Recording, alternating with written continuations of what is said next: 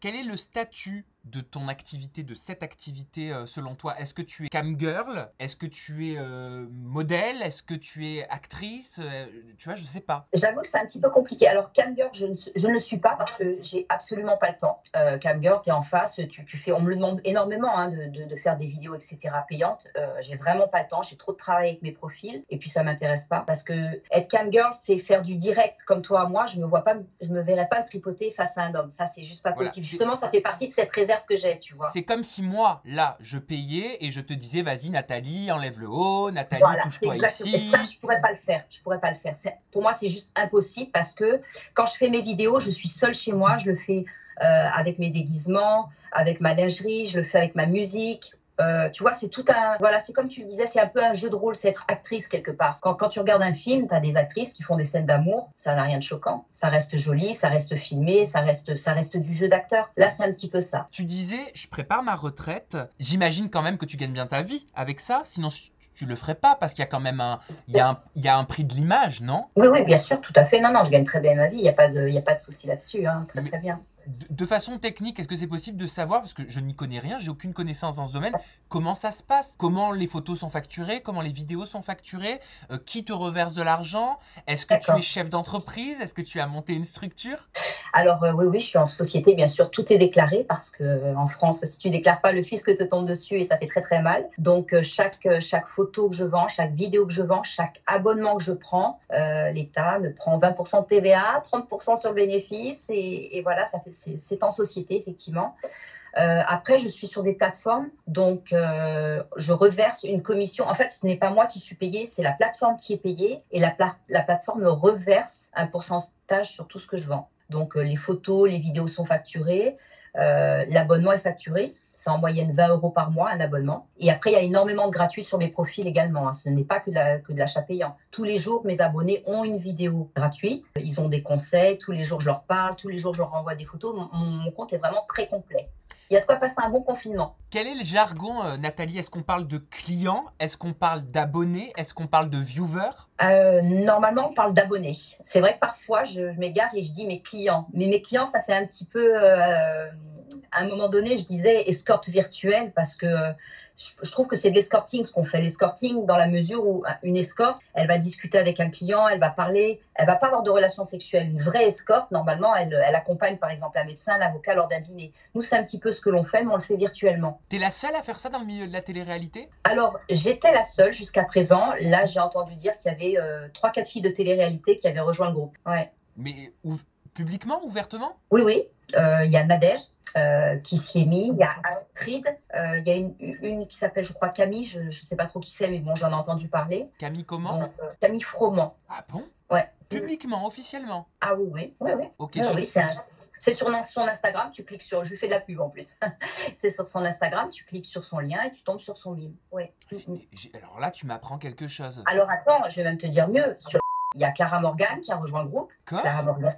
Il y a Mathilde. Alors attends, c'est quoi son nom? C'est deux sœurs, Mathilde et Pauline, qui ont énormément d'abonnés sur Instagram, qui viennent de rejoindre également. Non, il y a beaucoup de filles qui font ça. Donc après, tu fais ce que tu veux. Il y en a qui donnent des conseils, il y en a qui font que des photos sexy. Tu fais ce que tu veux hein, au niveau business. Chacun choisit son business. Tu me rends curieux. Je vais aller donc sur... C'est ça? Oui. Ok, alors attends, tu sais quoi? Je vérifie en direct ce que tu me dis, pour être honnête. Tiens, je vais regarder moi aussi le nom de... Attends, parce que je suis tellement là... Je ne m'y attendais pas, je dois te dire. Alors attends, tu me dis Camille Froment, mais ça m'étonne. Comment? Ben oui, t'as raison, photo exclusive. Ben oui. D'accord. Qui est-ce que tu m'as dit? Tu m'as dit Clara Morgan? Clara Morgan, qui doit avoir 700-800 abonnés, je pense. Toi, t'as combien d'abonnés? 1100. Bah oui, t'as raison. Donc c'est public. Et les photos sont floutées. Mais pourquoi elles sont floutées? Ah ben parce qu'il faut s'abonner pour les voir. Parce qu'elles sont coquines. Quand tu t'abonnes, tu as accès au mur avec toutes les photos et les vidéos. Tu m'as dit, il y a Nadège Lacroix, c'est ça? Ouais, Nadège. Ah, elle a pas mis le compte sur Instagram. Elle l'a peut-être pas mis, ouais. Mais t'es sûre? Ah oui, certaine. Oui, bien sûr. D'accord. Tu tapes Nadège Lacroix et tu la trouveras. Hein. Je vais voir, je vais taper Nadège Lacroix. Et résultat, enfin, chacune fait à son stade, à son niveau. Est-ce qu'il y a un cahier des charges? Est-ce qu'on demande quand même un minimum de sex appeal, de sensualité? Non, du tout. Après, tout dépend le chiffre que tu veux générer, les nombres d'abonnés que tu vas avoir. Et Non, tu vois, Nadège, je trouve pas. Hein. Ah, pourtant, elle y est. Hein. Il y a Mathilde Tanto, c'est elle dont. Tu vois qui c'est, Mathilde Tanto? Je vais pas faire genre, je te cache pas que non. 5 millions d'abonnés hein, sur Instagram. Et elle a fait de la télé-réalité? Non, écoute, je ne sais pas ce qu'elle a fait, mais elle a beaucoup d'abonnés. Elle est avec sa sœur, elles sont deux frangines. Tu vois, Nadège, quel plaisir sur mon compte, quel plaisir de se faire sublimer. Si tu fais Nadège Lacroix, tu vas la trouver. Hein. Ah ouais, mais je te cache pas qu'avec ta connexion, je vois pas trop ton portable. Tape, tu fais Nadège Lacroix, tu verras, elle va sortir. Ok. Et tu disais à Pure People, je suis en train de créer ma propre plateforme, c'est beaucoup de travail, je collabore avec des informaticiens, des techniciens. Quand les gens viendront, ils seront là pour moi. Ils n'auront pas le choix entre plusieurs modèles. Par la suite, je prendrai sûrement des filles que je sélectionnerai qui travailleront avec moi. Donc ça veut dire que tu as cette volonté de recruter des filles? Alors, en fait, si tu veux, quand on travaille pour les plateformes, on nous prend entre 20 et 30% de notre chiffre d'affaires. Quand tu génères beaucoup de chiffre d'affaires, ça fait vite des très grosses sommes. Donc, j'ai réfléchi, je me suis dit combien ça va me coûter pour créer un site. C'est pas un site en ligne, hein, c'est beaucoup plus important. Il y a vraiment beaucoup de fonctionnalités, c'est beaucoup de travail. J'ai fait vite le calcul, etc. J'ai contacté des informaticiens, des créateurs de sites. Ça fait 6 mois qu'on travaille dessus, qu'on rajoute à chaque fois des fonctionnalités et tout. On devait le sortir le 1er mai, sauf que bon, avec le corona, c'est un peu compliqué. J'ai pas pu partir sur Paris. Mon site est prêt. Il s'appelle dresscode-nathalie.fr. Dresscode by Nathalie, luxe, charme et volupté. Je vais bientôt mettre en ligne mon tout nouveau site Dresscode, l'intégralité de mes photos, nanana. Mais il y a un abonnement là aussi, c'est payant seulement. Ah oui, bien sûr, il y aura un abonnement. C'est le même principe, sauf que l'avantage qu'il y aura, c'est qu'il n'y aura pas saturation. Le problème qu'il y a sur tous ces sites, c'est qu'il y a énormément de saturation. Les abonnés parfois se plaignent, la connexion est mauvaise. J'ai pas les fonctionnalités que je veux. Moi, j'ai rajouté des stories directes, j'ai rajouté plein de choses que je voulais sur ce site. C'est pour ça que je l'ai créé. Et après, par la suite, effectivement, je me dis que je vais pas faire ça toute ma vie non plus. Donc, pourquoi pas mettre quelques filles que j'aurais recrutées dessus, que j'aurais formées. Parce que il y en a beaucoup qui s'imaginent que c'est un travail facile, mais il faut avoir beaucoup d'imagination, il faut créer des nouvelles vidéos tous les jours, il faut captiver l'abonné qui est là et qui regarde ton site, tu vois, il faut lui donner envie de se réabonner, de renouveler, et c'est beaucoup de travail. Donc moi, j'avais envie de former des filles qui ont envie de le faire par la suite, et puis les mettre sur mon compte. Est-ce que tu comptes recruter parmi tes contacts télé-réalité? Oui, je pense recruter, bien sûr. Tu as tes petites idées, tu as commencé à contacter, c'est possible de savoir Non, pour le moment, j'ai contacté personne parce que je vais d'abord lancer le site, je vais bien le mettre en place, je vais être sûre qu'il fonctionne bien. Et après, il va falloir développer des sites miroirs pour pouvoir les mettre. Donc, c'est tout un travail autour de tout ça. J'ai mis des amis sur qui travaillent avec moi. Elles feront partie de mon site. C'est des inconnues, mais elles ont déjà beaucoup d'abonnés. Mais qui tu aimerais voir, par exemple, dans ton équipe, si tu avais le choix du roi, le choix de la reine? En fille? Oui.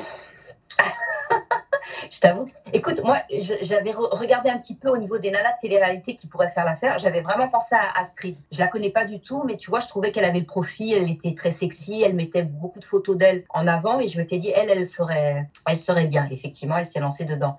Après, tu regardes les Instagram de beaucoup de filles de télé-réalité, elles n'osent pas franchir le pas, mais elles sont toutes à moitié dénudées sur leur profil, elles sont toutes là à se mettre en valeur, et finalement, il n'y a qu'un petit pas à passer, tu vois. Ce que tu veux dire, c'est que les photos ultra sexy de candidates de télé-réalité, c'est vrai qu'on voit souvent des fesses, hein, on voit souvent la moitié des seins, on va pas se mentir, c'est la vérité.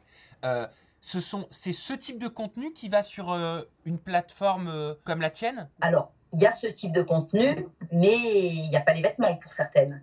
Ben oui, parce que sinon, les messieurs vont sur Instagram. Quel est l'intérêt de payer sinon? Bien sûr. Mais après, il n'y a pas que les photos. En fait, si tu veux, moi, sur Instagram, je ne réponds à personne. Je peux pas. En plus, je t'explique les messages que j'ai maintenant. C'est de la folie. Hein. Donc, les seules personnes qui peuvent me parler, ce sont sur mes plateformes. Voilà. Sur mes plateformes, je réponds aux abonnés, je leur fais des vocaux. Ils savent que c'est moi, il n'y a pas de souci. Donc, déjà, rien que ça, rien que pour pouvoir me contacter et me parler, ils viennent sur les plateformes. Oh Nathalie, je suis désolée, je m'attendais tellement pas à ce que notre discussion parte dans ce sens. Là, tout ce que tu m'as dit, c'était pas prévu. Ben non. Ah, je suis surpris. Et puis, je te cache pas, on s'est toujours tout dit. Je suis surpris Et c'est pas du tout un jugement, mais Non, non. de cette liberté que tu as d'en parler, tu vois. Ouais, mais tu sais, vraiment, j'ai appris à vivre avec. Et il y a une chose qui me sauve dans ma vie, c'est que j'ai toujours assumé ce que je faisais, mais dans tous les domaines. Et ça évite justement que tu prennes des claques en revers. Quand tu assumes pas ou quand tu fais des choses cachées, à un moment donné dans ta vie, ça ressort et ça te tombe dessus. Et là, en fait, il y a des gens qui essayent de me toucher ou de me blesser. J'ai des mecs qui m'envoient des vidéos, je leur dis, mais les gars, je le sais, c'est moi qui les ai fait, ces vidéos. Mais Je qu'est-ce sais qu'ils très te bien ce que je disent? fais. Qu'est-ce qu'on essaie de te dire pour te toucher? Oh c'est surtout les femmes qui me disent t'as pas honte, tu devrais avoir honte, tes filles devraient se cacher. Je dis non, j'ai pas honte en fait. Enfin, honte de quoi? En France, je trouve qu'on est très puritain.